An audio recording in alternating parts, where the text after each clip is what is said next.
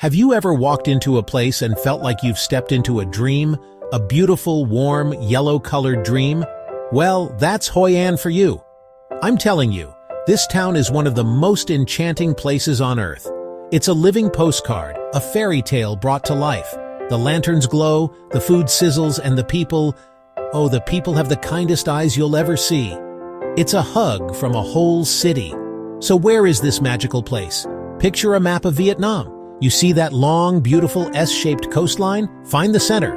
Right there on the coast of the East Vietnam Sea is where you'll find Hoi An. It's tucked along the Thu Bon River, which was its secret to success centuries ago. The river flows gently through the town, carrying stories, history, and the occasional boat full of happy tourists. The real magic of Hoi An is that it almost wasn't here for us to see.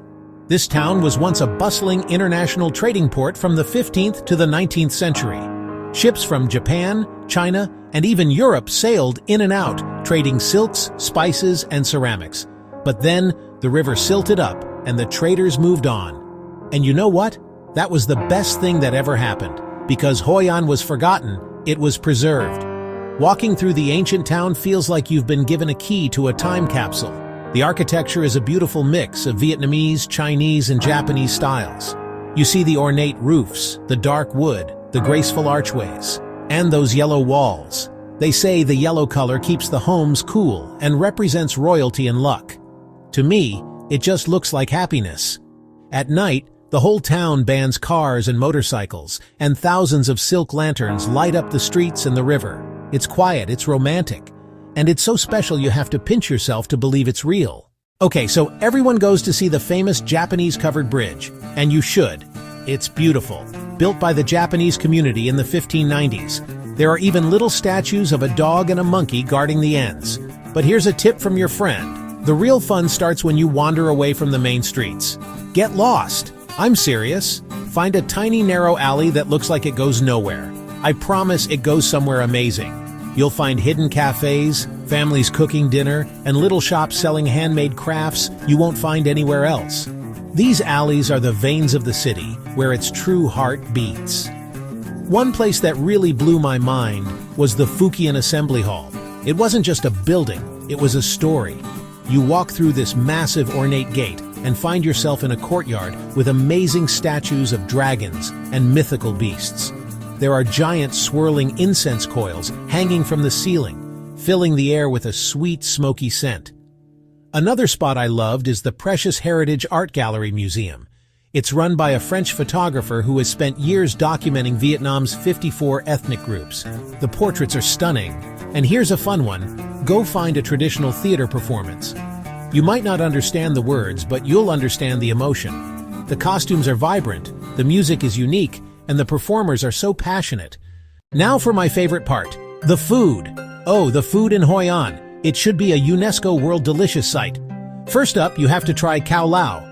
These are chewy, thick noodles, served with slices of savory pork, crispy cracklings, and fresh herbs. It's a dish you can only find right here. Next, white rose dumplings. They are as beautiful as they sound. These are delicate steamed rice flour dumplings shaped to look like little white flowers. I watched a woman making them by hand, and it was like watching an artist at work. They're completely irresistible, and you can't leave without eating a banh mi. The bread is perfect, incredibly crispy on the outside, light and airy on the inside. It's a sandwich that will change your life. Finally, try Cam Ga Hoi An-style chicken rice. The rice is cooked in chicken broth with turmeric, giving it a beautiful yellow color and wonderful savory flavor. One of the best things about Hoi An is the people. They are warm, gentle, and incredibly welcoming. The key to connecting is simple: smile. Always ask for permission before taking a close-up picture of someone, especially an elderly person or a child. It shows you see them as a person, not just a photo opportunity. Haggling is common in the markets, but it should always be done with a smile and good-natured attitude. When paying, it's polite to hand money over with both hands. When visiting temples, cover your shoulders and knees. It shows that you respect their sacred spaces and culture. And never stick your chopsticks upright in your rice bowl. It's considered very bad luck. The best time to visit Hoi An is during the dry season, February to July. The weather is warm and sunny, perfect for walking around or taking a bike ride through the rice paddies. A truly magical time is during the full moon. On the 14th day of every lunar month, the town holds its Lantern Festival. The streets are illuminated only by silk lanterns, and the river is filled with people releasing paper lanterns, making wishes. Here's my secret spot. Rent a bicycle and cycle to Treke Vegetable Village. You'll ride past lush green fields of herbs, see farmers tending crops, and find yourself in stunning rice paddies with water buffalo grazing peacefully. Hoi An is more than just a pretty place. It's a town with a huge heart and an incredible story. It's a place that feeds your stomach and your soul. But don't just take my word for it. Go see it for yourself.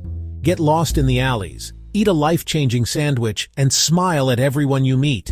And when you do, come back here and tell me all about it. What did you love? What did you eat? Did you find your own secret spot?